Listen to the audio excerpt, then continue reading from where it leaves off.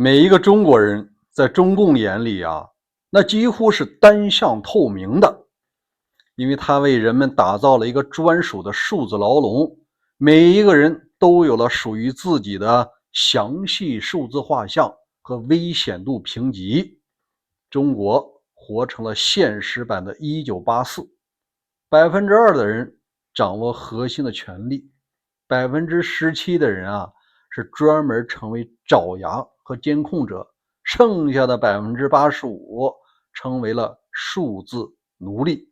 无论你是乞丐还是商人，那有破解之道吗？目前没有，但以后肯定会有。大家好，我是大卫，今天是6月1号，给大家呢扯个闲篇儿。今天我看了《纽约时报》的一篇重磅报道，他提到中国啊，终于打造了一个数字牢笼系统。这个公司就是臭名昭著的机智信息科技，就是方兴民那公司，就是数字长城的那家公司。它呢有3个主要工具，专门为中国人打造了一个牢笼，而且这个牢笼啊也已经出口到世界上一些威权国家了。那咱们就来分析一下，它这个牢笼到底能干什么？对于老百姓来说又意味着什么？首先啊，它的第一个产品叫做天狗系统，这个系统专门监控民众的上外网的，你也可以把它理解为想翻墙的，你以为翻出去了，但是你看了什么，它是有数据统计的，只有极少数人呢才能瞒过这个系统。第二个非常厉害，它的名字起名叫做网络叙事者，你听着挺文艺是吧？实际上它干的是非常局域的事儿。它在收集你什么信息呢？第一个，你所有的社会关系，配偶啊，丈母娘是谁，整个的亲戚朋友，社会网络。第二呢，你除了人事关系啊，你有多少资产，有多少套房子，你买过什么时候金条，这些啊，它都有记录在案。真正缺钱的时候就拿你开刀啊。第二个啊，非常重要的一点，你的实时位置信息它是掌握的，现在几乎是人人都有手机了。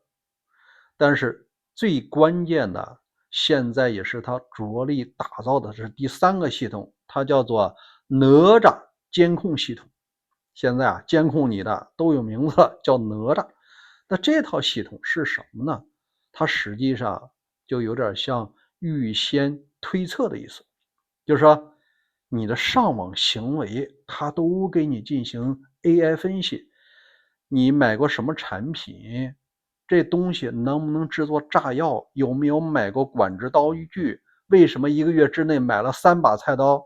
它要对你进行打分的。另外啊，你和经常什么人在一起？你最近买了什么书？你读了什么书？你读到什么程度？你又见了什么人？这个时候啊，他就对你预测，如果你出现在一些敏感的部门或者敏感的位置，他就默认你已经走在了犯罪和暴动的边缘了。那结果是什么？结果就是辖区的人直接捞你啊！你看，你神不知鬼不觉的，你读过什么书，见了什么人，他就给你把这个网络啊做了一个危险评级。你经常上访的，你现在属于是失业人员，然后又被老板骂了，然后你房子又被银行收走了，那你说现在你又买了一连买了3把菜刀，你想想，你派出所肯定要找你的。所以这3套系统啊，它不光是给中国人用，据说啊也出口到了非洲，还有一些什么斯坦的国家，也已经走向世界了。那我们就来聊聊更深层次的一个问题。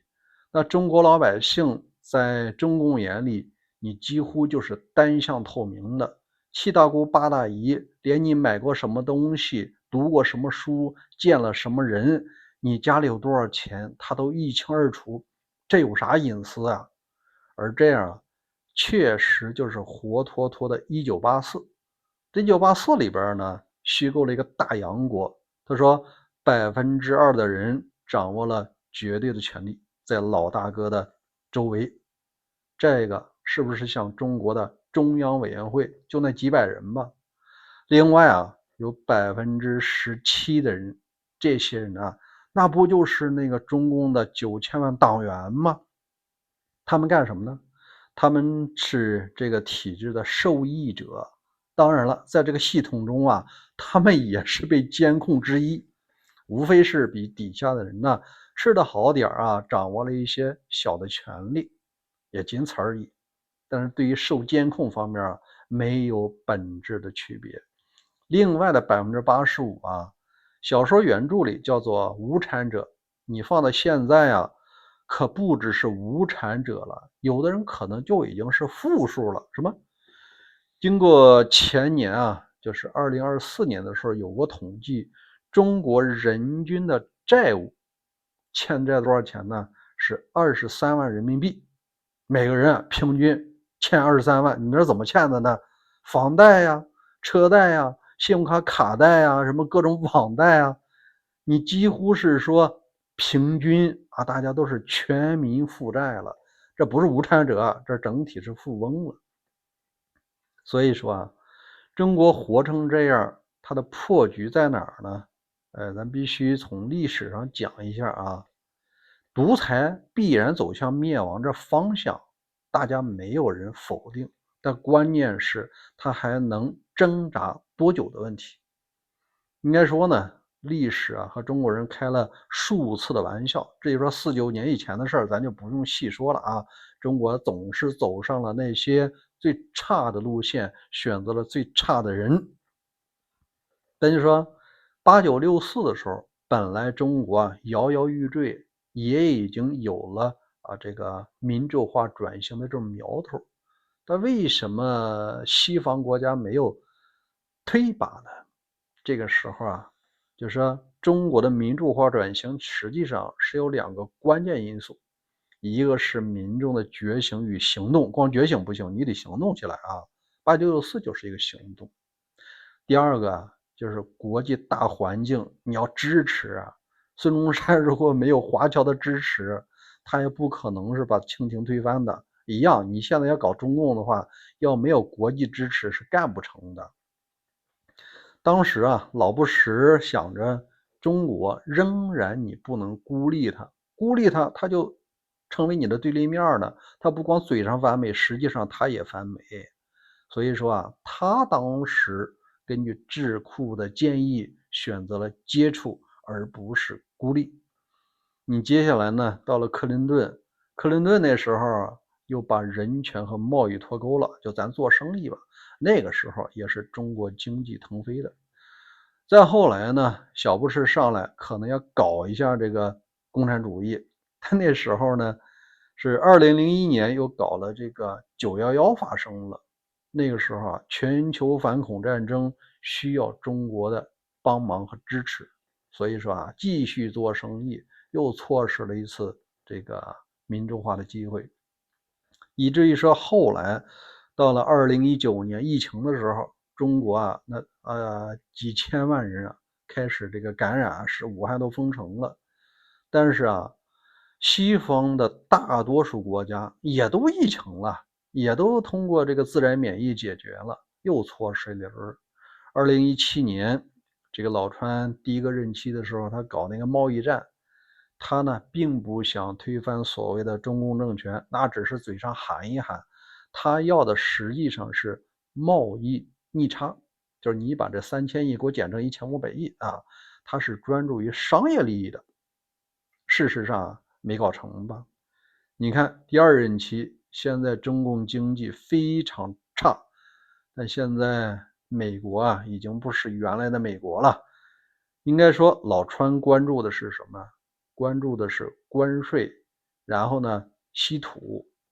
至于说台湾问题呀，什么意识形态问题啊，不在他的这个议事日程上，他最关注的仍然是他国内的事情，包括现在的中期选举。所以你看，目前看2个因素，国外美国方面把自己的西方盟友现在自己给拆了，联盟不存在了，你怎么反攻啊？它毕竟是全球第2大经济体。第二中国民众现在手里也没家伙想干事也干不成。所以说短期内可能3-5年不会有什么变化。但你要说长期有2个变量，一个是美国的回归，你灯塔你还是要做呀，对吧？盟友你还是要把这个网络支起来，你才能实现这个民主化，民主社会对专制社会的反制。第二如果说中国民众或者说其他的科技机构在技术上能够打破中国的封锁，这技术上确实是道高1尺魔高1丈的事儿。技术破了这个长城，民众能够进一步了解中共的那些恶行，接下来它就有可能促成行动。所以说这件事儿咱们还是要抱有信心。好吧，关于这件事儿您怎么看呢？欢迎在留言区留言，咱们共同探讨。明儿见吧。